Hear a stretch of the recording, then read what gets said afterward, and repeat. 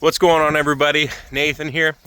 I know it's been a while since I've uploaded a video, and that's just because we've been so busy with a bunch of other stuff. And I honestly, when I've been working on the projects around the house and around the farm, I just didn't have time to record. At least that's what I told myself, because I either had working hands helping me. Noah, you've met him in the past, in some past videos, or, you know, we had other stuff going throughout the day and I just didn't have time to pull out the camera. At least that's the excuse I'm telling myself. But wanted to share some of the updates that we've been doing, that we've got done since I last uploaded. So the first one is we built some garden beds. This is some compost that we got from the landfill and for free, so that's kind of nice. And we've used it in previous houses and it works really well. These are some of the garden beds we built. We've got them kind of on a hill. The creek is down there, and but essentially, the frame is made with cedar wood because, you know, it's very resistant to rot and you know, whatever else. We didn't want to use treated lumber on the inside where the dirt's actually touching, because, you know, cedar wood or treated lumber will leach chemicals into the dirt, and we just don't want that in our fruits and vegetables. So cedar wood is on the inside, and then on the outside we've got treated lumber sticking up here, because this is where we're going to attach some fencing. So the fencing will be attached all the way around, and that will help you know, keep the dogs out and other critters out. We built some of these in previous years at our old house, but we left them there for the new owners. And we did not have this system, like this outside system. And the wiring was just, we used mesh wiring and it just was flimsy and floppy. So we decided to beef it up a little bit with these boards on the outside here. So got the treated 4x4s, or not, sorry, the cedar 4x4s on the inside, on the corners there. And then on the inside here, you can't really tell, but there's a board that connects from this 2x6 to that 2x6 down there. And it's kind of like midway down. And that kind of helps keep the bed from bowing, because once you add a lot of dirt in here, these walls tend to bow out. So those two support beams in the center there kind of help keep it tight together. So ran out of lumber there, so we got to add that other piece here. Another nice thing about this system is if we wanted to raise this even higher, we could just stick more boards up to the top there, and yeah, we could do that if we wanted to, because then you wouldn't have to bend over as much, and you could be a little higher. Or if you want deeper root system plants, we could do that. So got those two built. I will say, just those for 2 beds, it's like $300. So it's kind of expensive actually, but they're going to be here for the long haul, and we don't plan on moving from this property ever. So you know, they'll be ours to stay. Ultimately, what we're going to be doing is probably having like 5 or 6 more garden beds. And one other thing I want to do is dig into this hill a little bit, dig down into the hill, and build a greenhouse. That's another project. One nice thing about the dirt is, or the compost, I don't have a dump trailer. So I found a guy on Facebook Marketplace to go to the landfill and bring it out here. Pretty cheap, actually. I think for all the dirt, we ended up spending like $160. Is free compost, so we were pretty much just paying the guy for his dump trailer and his time and fuel and whatnot. So, and the dump's like 45 minutes away. So it was a very good deal for us. Hey, Perry. So, some other updates. My wife and our neighbor, he's been farming for 60 some years. They actually just worked on this the other day and helped fence in this area for the calf. And before, she was just stuck in this one building there, right there. And now she's got some space to run around and hang out. So don't want to leave this around for the kids. So she's thriving, doing well there. So let's see. We can talk about some other projects been getting done lately. So I'll go show you the shop. Let me just drop this off real quick. Also took on a new baby calf right there. So that calf, same neighbor that was helping us do the fencing. That calf has to be bottle fed because the mom wouldn't take her. So we've got a milk cow, obviously, because we milk Jersey cows. And she was able to latch on and make a connection with Tilly there. So that's good. Glad to help. It's kind of fun.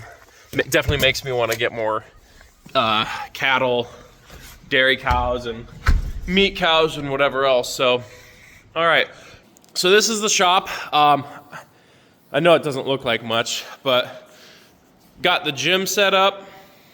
So I've been working out every day. I'm missing a square piece because we're using that over on the stanchion here because it's easier to clean. But so I've been working out a lot more lately and started counting my calories again, getting back into that Marine Corps shape that I kind of lost over the years. So been counting calories and getting counting my macronutrients like proteins, carbs, fats, whatever else. Anyway, I know it's not really homesteady, but it's my life, and it's been going really well. I've been tracking body fat percentage and all that stuff. So not just what the number on the scale is, but making sure I'm losing the right kind of weight. And I guess I'll see what I look like when I rewatch this video and compare it to previous videos. But I'm feeling a lot better, feeling a lot stronger, feeling a lot leaner. And I've only been doing it for like 3 weeks now. So, more progress to be made. But love the pull-up bar, love the weights, got to get another square. And yeah, you can do a lot with dumbbells and pull-up bar and push-up bars. Don't really need a lot of equipment. But anyway, I know that's not really homesteady, so I won't spend too much time on that. But it is good to exercise. Another thing we got done is the stairs. Well, they're not done yet, but they're up and they're working. I mean, they work just fine. So pretty excited about that.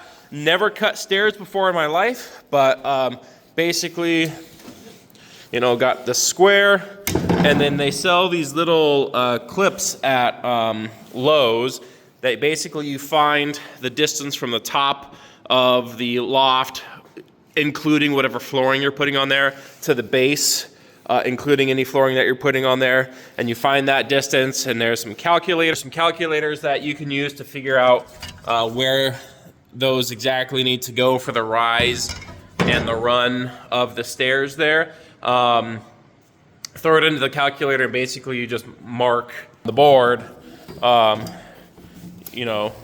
step, and then you go back and cut it out, and then you use the template that you just cut for the other boards. Once you get that first initial board cut, it's pretty easy to cut the rest. I really wanted to record some of that process, but like I said, I had Noah for a very limited amount of time, and I didn't want to try setting up the camera and messing with it. I just wanted to get the project done. So it's up and hung right now. It's attached to that wall beam right there, as well as the top there, but I got to get hangers. To fit under there. They're like U-hangers that fit on both sides, and then they just kind of rest like that up so they'll attach. Anyway, got to get that. Got to add some cross beams in here. So basically, got to get some 2x4s and put them in between, all through under each step. got to get more steps, ran out of lumber for that. And then I'm gonna probably add a support kind of in the middle here, go straight down into the concrete. They've got brackets that you can get to stick a 4x4 post up in there. So that'll just help support the center from there, from like bowing in. So anyway, that's that. We've got some new milk customers that have been buying milk. Got a lot of excess milk that we really haven't had time to make cheese and butter and everything else with like we wanted. So unfortunately, that's got to get tossed. We do feed some to the animals, but they can't drink, you know, gallons and gallons of milk a day. So I hate wasting it, but you know, that's we've only got so many hours in the day, so much manpower, whatever else. Anyway, enough about that. One thing I do want to mention, I mentioned it, I think, on one of my other videos on like how to start a homestead, or things I wish I knew before starting a homestead, and that is the cost of everything. Like, I really have a lot of projects I want to finish, but I can't because we need more money right now. Or things just cost money, rather, and I can't do all the projects I want to do because they cost money. So we've been, you know, going through that. I'm hoping the prices of everything will go down soon because there's a lot of work I want to do. I got to get that second loft built over there.